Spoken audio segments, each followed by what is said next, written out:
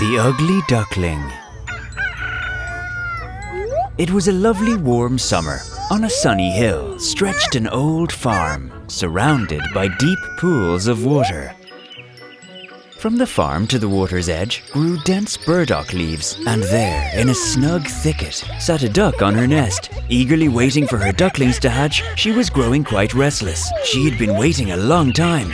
Finally, the eggshells began to crack. Peep, peep, came a cry from inside. The egg yolks came to life, and funny little beaks popped out of the shells. Quick, quick, quacked the mother duck, and the ducklings clambered to climb out. As soon as they were out, the ducklings began looking about them on every side at the large green burdock leaves.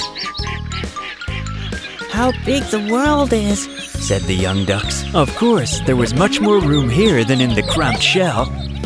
Do you imagine this as the whole world? The mother duck smiled.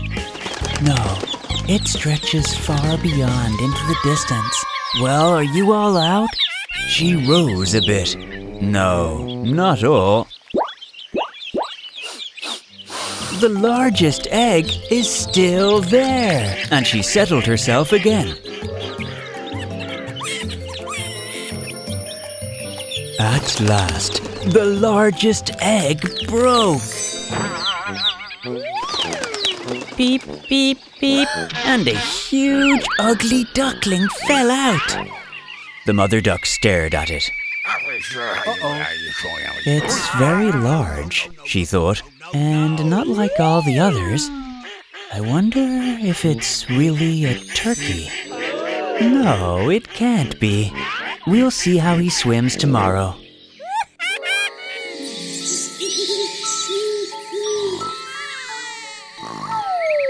The next day, the weather was wonderful. The mother duck took her ducklings to the water. The mother duck jumped in with a splash.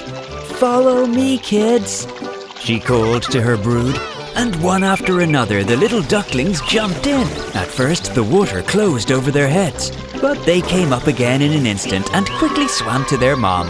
And the ugly grey duckling was keeping up with the others.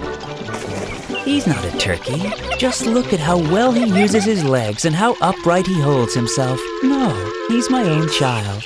And he's not so ugly after all, if you look at him properly, said the mother duck to herself. The mother duck and her ducklings clambered onto the shore, and she said, "Everyone, come with me now. I will introduce you to the farmyard. But you must keep close to me, or someone might step on you. And beware of the cats." Soon they reached the farmyard. There was an awful ruckus. Someone was singing, others were fighting, and everyone was talking very loudly. "Come now, use your legs," said the mother duck to the ducklings. "Quack and bow your heads to that old duck over there.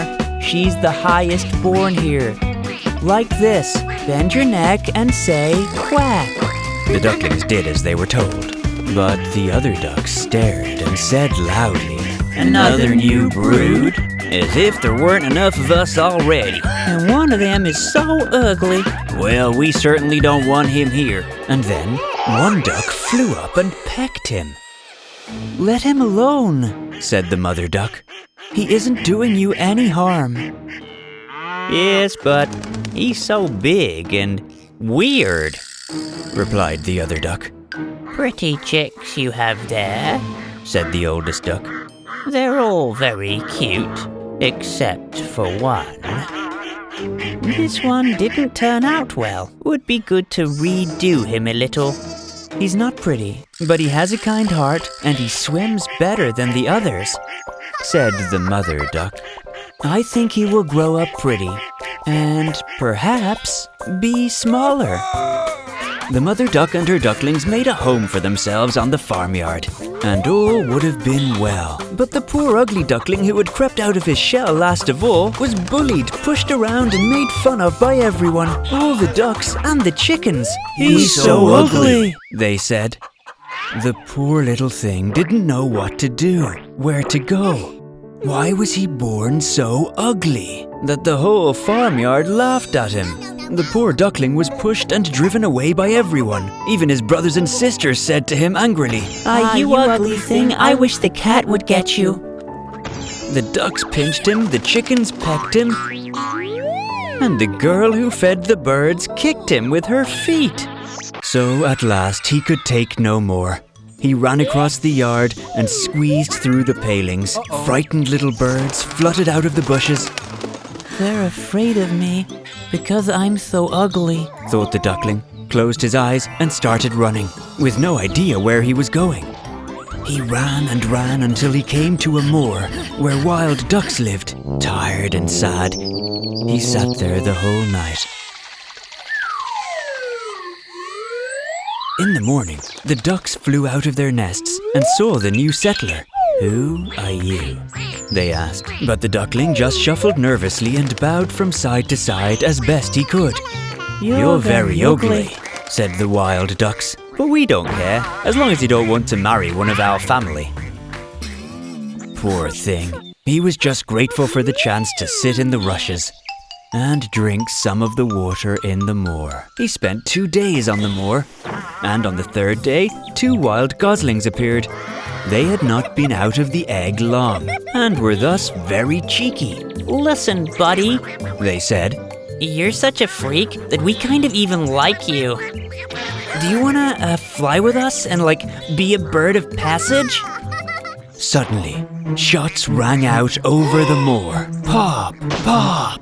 A whole flock of geese rose up from the rushes, and the goslings rushed off into them as fast as they could. Pop, pop! Gunshots sounded again. A shooting frenzy began. Hunters surrounded the moor from all sides. The blue smoke from the guns rose like clouds over the trees and floated away across the water. Hunting dogs raced around the moor. Splash, splash! The rushes swayed from side to side. The poor duckling was paralyzed with fear. Suddenly, a hunting dog appeared in front of him. Its tongue hung from its mouth and its eyes glared fearfully. It thrust its nose to the duckling, showed its sharp teeth, and ran on. "Thank God," the duckling breathed a sigh of relief. "I'm so ugly that even the dog will not bite me." And he lay still in the rushes. Bullets kept flying over his head and gunshots kept ringing. It was late in the day before things quieted down, but even then, the poor thing didn't dare move. Several more hours passed before he dared to stand up, looked around, and rushed away from the moor.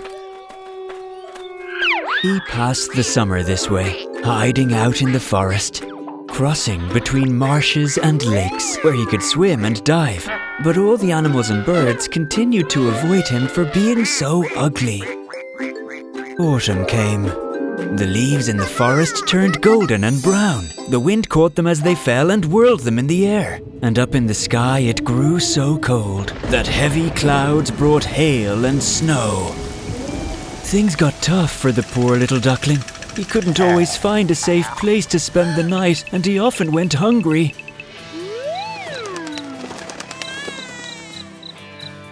One evening, just as the sun was setting beautifully over the horizon, he saw a whole flock of beautiful large birds rise up over the lake. The duckling had never before seen such beautiful creatures. They were white as snow, with long, graceful necks. They were swans. They uttered an unusual cry, spread their magnificent large wings, and flew away from the cold meadows to warmer countries across the blue seas.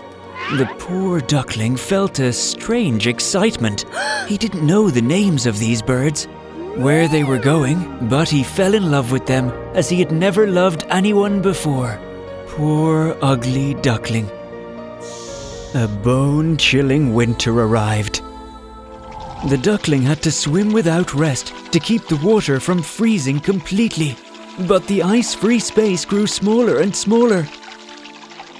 The duckling paddled with his legs as fast as he could, but one day he grew completely exhausted, stopped, and froze over. He barely managed to get out of the lake and hid under the roots of a big tree which was growing nearby. It would be too sad to relate all the duckling's misfortunes that harsh winter. When the sun once again warmed the earth with its gentle rays, he could swim in the lake again and hide in the rushes. The larks began singing. Spring came. The duckling flapped his wings and suddenly flew. Now his wings rustled and were much stronger than before. Before he knew it, he found himself in a large garden. The apple trees were all in bloom. The fragrant lilac tree bent its long green branches over the winding stream. Oh, how lovely it was here. How it smelled of spring. Suddenly, 3 beautiful white swans swam out of the rushes. They swam so lightly and smoothly, as if they were gliding through the water. The duckling remembered the beautiful birds, and he felt a strange sadness. I will swim up to these royal birds. They will probably send me away because I, being so ugly, dare to approach them. But it doesn't matter. And he swam towards the beautiful swans, who, seeing him, also rushed to him. No. Don't send me away, said the ugly duckling and bent down his head. But what did he see in the crystal clear water? His own image. And he was no longer an ugly, dark grey bird, but a beautiful swan. To be born in a duck's nest is of no consequence if you hatched from a swan's egg. Now he was glad that he suffered so much sorrow and pain, because it made him better appreciate his happiness and all the splendor around him. The great swans swam around him and stroked him with their beaks. Small children came running into the garden. They started throwing breadcrumbs and grains to the swans. And the smallest child shouted, "A new swan! A new swan!" And all the others joined in. Yes, a new swan, and he is the most beautiful of all. So young and pretty. And the old swans bowed their heads before him. He felt quite ashamed and hid his head under his wing, not knowing why. Our beautiful swan was happy, but he was not at all proud. A kind heart knows no pride. Remembering the time when everyone despised him and drove him away. And now everyone said that he was the most beautiful among the most beautiful birds. And a joyful cry burst from the depths of his heart. Could I have dreamed of such happiness while I was an ugly duckling? So always remember, my little friends, you should never judge others just by their appearance. Looks aren't everything. A kind heart and good thoughts are more important. Subscribe to our channel, leave a like, and don't forget to share our fairy tales with your friends. Fairy Tale to the Pike Command, or The Adventures of Emil. There once lived an old man. He had 3 sons. 2 were smart and the third was even smarter. The name of the most intelligent son was Emil. Emil was smart but lazy. He said to his brothers, "Let's work. I lie on the couch. I have to think and you have to work." The brothers were very offended but did not show it because they loved Emil. Once, the brothers went to the market, and Emil was left with their old father. The father said to Emil, "Go and get some water, son. I am very thirsty." "I won't get up," Emil answered from the sofa. "Well then, don't expect presents." He had nothing to do, so Emil gathered some things and went to the river. He was thirsty and there was no water in the house. Outside it was winter and the nearest river had frozen over. So Emil took a bucket and an axe to cut through the ice and collect water. He got to the river, cut a hole in the ice and scooped up a bucket of water, thinking to himself, "We live in the 21st century and I have to go to the river for water." Suddenly, out of the hole which Emil had made, the huge toothy head of a pike appeared. Emil was scared and stepped back and nearly fell over. To keep his balance, he grabbed the pike and pulled it out of the water by accident. Then the pike spoke in a human voice. Let me go, young man, and I'll be nice to you. For the first time in his life, Emil saw a talking pike and was very surprised. I'd rather eat you, Emil said. Do not eat me. I can fulfill your every wish, Emil. It even knows my name, Emil thought in horror and said, almost in a whisper, I don't believe you. You are just a fish. I'm a normal fish. The pike was surprised. Come on. Test me. Okay, I want the bucket to reach my house by itself. Oh, okay, wait. First, you need to say the magic words. He is probably trying to cheat, Emil thought. I'd rather eat it. Just say, on the pike at my behest and by my will, and then make your wish. On the pike at my behest and by my will, I want this bucket of water to just run home, Emil said, and suddenly the bucket of water grew 2 legs and it ran very fast to Emil's house. Emil released the pike. A bucket ran beating itself on the sides with its own handle. People stared in wonder. They had only heard about such things in fairy tales. Emil's father opened the door and was also very surprised when he saw a bucket with legs full of water. Drink, Dad, Emil said. The water is beautiful. Some time passed and again the brothers went to the market. They got ready and remembered that they needed to chop the wood. Emil, they said, chop the wood. Why? Emil asked. The oven needs to be lit and we will bring you gifts. You promised that last time, Emil muttered and lay down on his favorite sofa. Well, now we'll definitely bring them. The brothers went out, and the old father too. Emil went out into the yard, found an axe, and said, on the pike at my behest and by my will, go, axe, into the forest and chop some wood there. And at that moment, the axe grew legs and arms. It grabbed the cart and ran into the forest.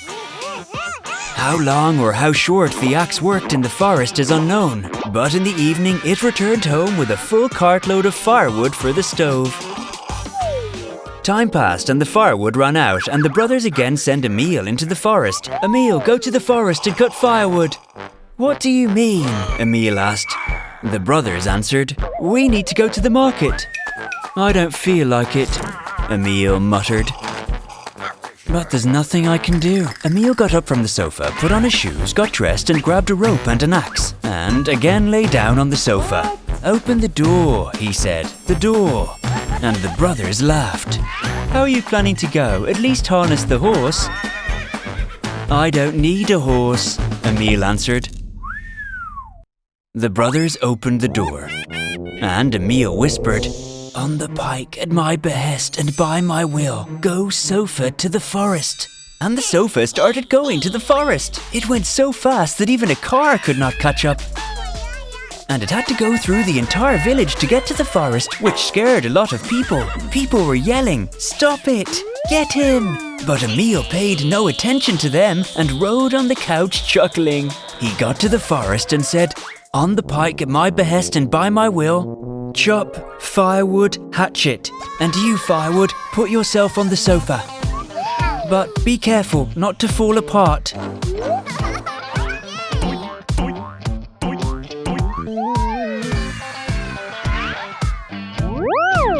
The firewood stacked itself on the sofa, on the pike at my behest and by my will, go home sofa. And the sofa rushed home, going through the village and scaring everyone. People ran from their houses and began yelling at Emil on his sofa.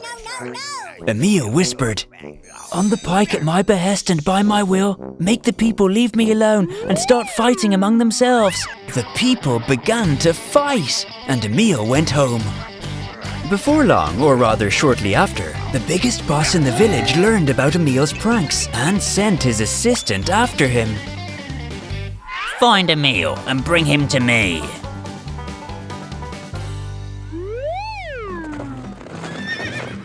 The assistant went to Emil's home and threateningly asked, are you the mischievous Emil? Well, I am. What do you need? Get dressed quickly. We're going to see my boss. I don't feel like it. Come on, Emil, please. You will be fed and given water there and candies with marmalade, and he will give you fashionable clothes. Emil thought a little. Okay, you go ahead and I'll be there soon too. The assistant left. Emil lay down a little more and whispered again under his breath. On the pike at my behest and by my will, go sofa to the big boss. And the sofa got up and went. The boss looked out the window, surprised. What kind of miracles are these? That's Emil. He's come to see you on his couch. The boss went out on the porch and met Emil and said to him, People are complaining about you, Emil. You scare them a lot. Why did they get in the sofa's way? Just then, Emil saw the boss's daughter, Maria, in the window. She was watching him through the glass. Emil whispered, On the pike at my behest and by my will, let the boss's daughter fall in love with me. After he said this, he got on the sofa and went back home. He was lying on the sofa at home again watching TV, and Maria missed Emil and was crying. She asked her father to marry her to Emil, for she loved him so. The boss was sad, but there was nothing he could do. They had a wedding, and then Emil became the biggest boss. And Maria's father helped him. Well, and as the pike lived in the lake, so he continued to live. And only Emil knew about it, but didn't tell anyone, because such secrets must be kept from all. Here the fairy tale ends, and whoever watched, well done. Subscribe to our channel, leave a like, and don't forget to share our fairy tales with your friends.